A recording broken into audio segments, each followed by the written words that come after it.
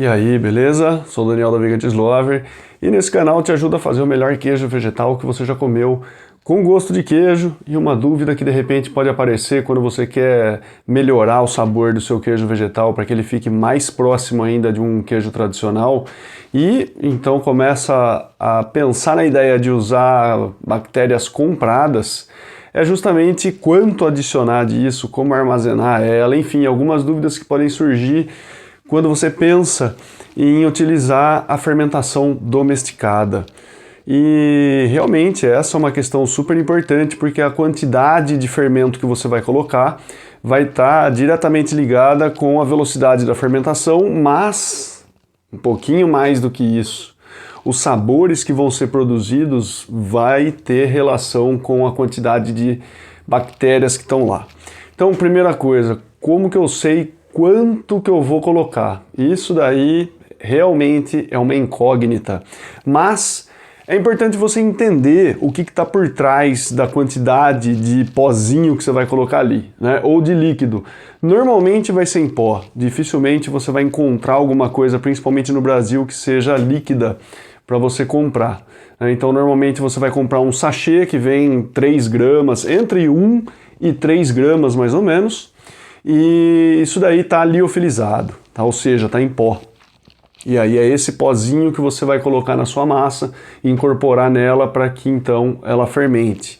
E a questão é, o que está por trás então da quantidade de pó que a gente vai usar?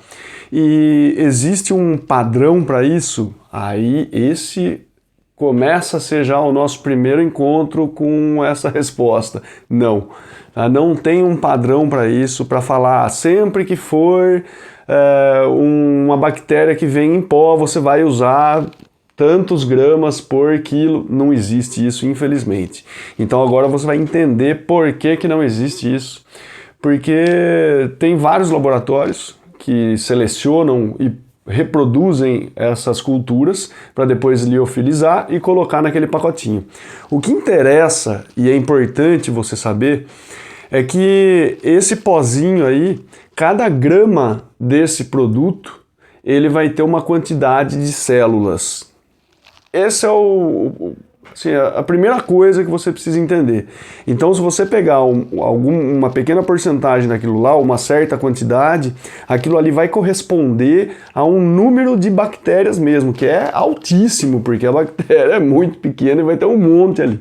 Então, primeira coisa, existe um número de células ali que está ligado à quantidade de peso. Porém, como eu falei, os laboratórios são diferentes e essa quantidade de célula vai ser diferente. Então, se você pegar 1 grama de um fermento de uma marca X, de um laboratório X, e 1 grama de um laboratório Y, pode ser que a quantidade de células seja diferente. Tá? Portanto, o que está acontecendo então? O laboratório, ele sabe, né, quanto que é essa quantidade de células. E também o laboratório vai saber o quanto que você precisa utilizar. Tá? Então, estou trazendo isso para te dizer que é o laboratório que deve te dizer, o fabricante deve te dizer quanto você vai usar no seu queijo vegetal. Tá? Agora, normalmente vem no pacote isso? Não. Normalmente não vem. Então, algumas coisas elas estão um pouquinho mais escondidas aí para esses fermentos prontos já ou culturas que a gente pode comprar. Então, em relação à quantidade, em relação ao nome das bactérias que estão ali, porque normalmente é um nome fantasia que vem ali, né? Mesófilo 2, sei lá o que. Enfim, são nomes diferentes, tipo 0, tipo 3, tipo 2, enfim. São nomes fantasia que colocam ali para identificar rapidamente o produto, mas cada um daqueles tem exatamente o micro-organismo que está ali. E é importante você começar a criar essa curiosidade de saber qual é o micro-organismo que está ali. Um próximo passo é, de repente, saber um pouco mais desse micro-organismo. Qual é a temperatura que ele gosta, mais ou menos, ou quais são os principais sabores que ele vai produzir.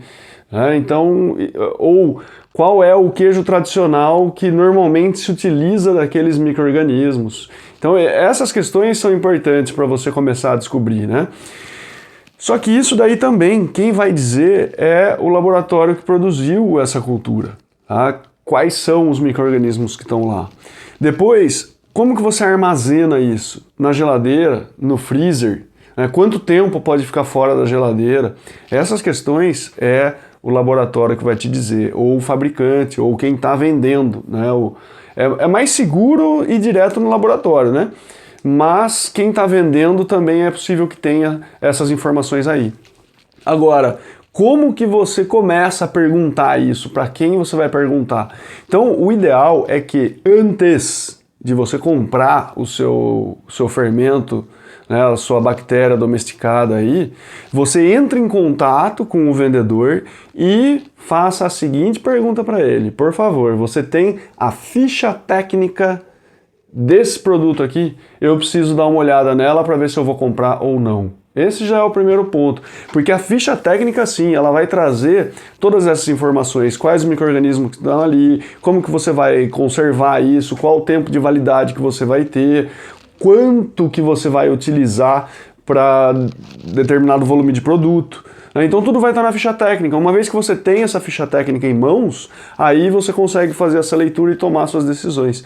Caso o fabricante fale, ah não, a gente não tem ficha técnica. Mentira. Todo mundo tem que ter essa ficha técnica. Aí, assim, provavelmente a pessoa não sabe do que está falando e é interessante que você entre em contato daí com alguém que tenha um certo conhecimento o suficiente para identificar essa ficha técnica e te mandar. Então vai ser ali que vai ter, e é muito importante você fazer essa leitura aí para você ter, de fato, o conhecimento daquilo que você está comprando.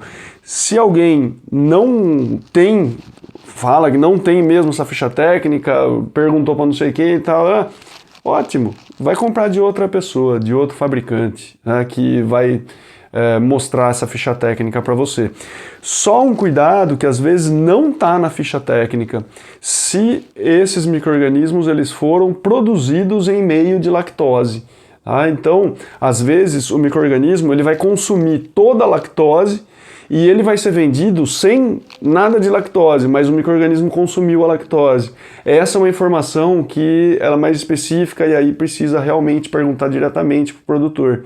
E aí, se ele disser que sim, foi produzido no meio de lactose, aí cabe a você decidir se você vai comprar ou não. Eu acabo não comprando isso em hipótese alguma, só porque foi produzido em lactose, sim, só porque foi produzido em lactose, por mais que não tenha rastro de lactose depois, mas é uma escolha pessoal, né? E isso daí depois você faz. Agora, se essa história de fazer um queijo vegetal está sendo já algo bem interessante para você, fica o convite para você participar de um evento que eu vou fazer com 3 aulas, nas quais eu vou te mostrar o caminho para você fazer o melhor queijo vegetal que você já comeu, com gosto de queijo.